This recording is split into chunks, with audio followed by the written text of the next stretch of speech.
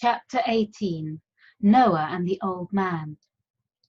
"You were lucky to have a father like Papa," said Noah. "If I wanted to do something like that, I'm sure my parents would never allow it." "You don't know that," said the old man. "Have you ever asked them?" "Well, no," admitted Noah, "but then no one's ever come knocking on our door asking me to join the Olympics team. I'm only 8 after all." "And you only won the bronze medal in the 500 meters at school." "Third place is good," insisted Noah. "Why do you keep saying that?" "Anyway, I wasn't much older than you are when Mr. Quaker came calling," said the old man with a shrug. "Still, different times, I suppose." The boy sighed and placed the puppet of Mr. Quaker on the table next to those of the Prince, Mr. Wickle, and Mrs. Shields. They lay there staring up at him, not looking at all comfortable in such close proximity to each other. Noah thought they had been sitting in that box together for so long that they might welcome a little freedom, but they didn't look happy about it.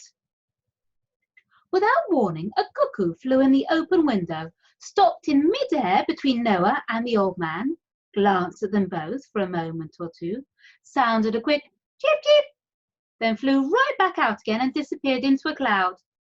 "Oh dear me," said the old man, consulting his watch. "It can't be that time already, surely." "Cuckoo," said Noah, jumping up and poking his head out of the window to see where the bird had flown off to. "Does he do that every hour? Announce the time, I mean?" "Of course," said the old man, staring at Noah as if it was the most natural thing in the world. "It's a cuckoo clock.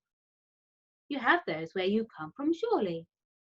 "Well, yes," said Noah. "We have one on our living room wall at home, right next to the picture of Auntie Joan, but nothing like that. I didn't know they did that in real life." "Oh, yes, if they're trained correctly. It's actually the second cuckoo clock I've had," said the old man, looking a little regretful. His father used to do the job for many years, but he met with a rather unfortunate accident one day when I forgot to leave the window open.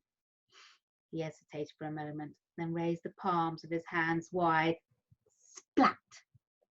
he said, shaking his head in dismay. "I was very sorry about it, and thought it was the end of matters between me and that family, but fortunately his younger son realized that it was an accident on my part and forgave me. He's been coming here ever since." "And does he wake you up in the mornings?" "Well, he tries to," said the old man, "although I'm usually awake before he gets here. We have a little breakfast together sometimes, but he can be very cranky at that time of the morning. I always have to judge whether it's safe to talk to him or not. I rise quite early, you see, I always have. When I was a boy, I used to go running early every morning. I can't do that now, of course. My legs wouldn't stand for it. No one to blame for that but myself, I suppose."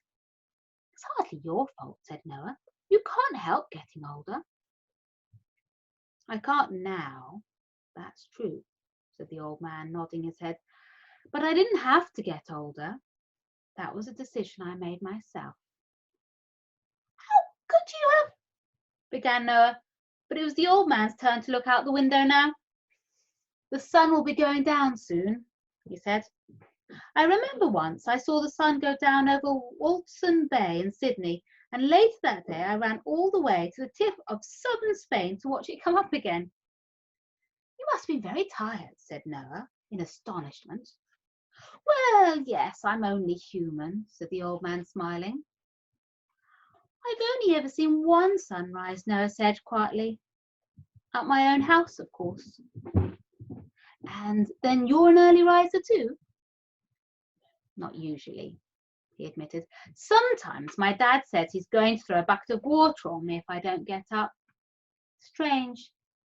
I always complain when it's time to go to bed, and then I complain even more when it's time to get up. Doesn't make much sense, does it?" "That," said the old man, tapping a finger on the wooden table, "is one of the great paradoxes of life. Was your sunrise very memorable then?"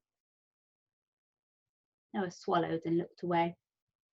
He waited a long time before answering, and when he did, his voice came out very quiet. Yes, he said. I don't think I'll ever forget it.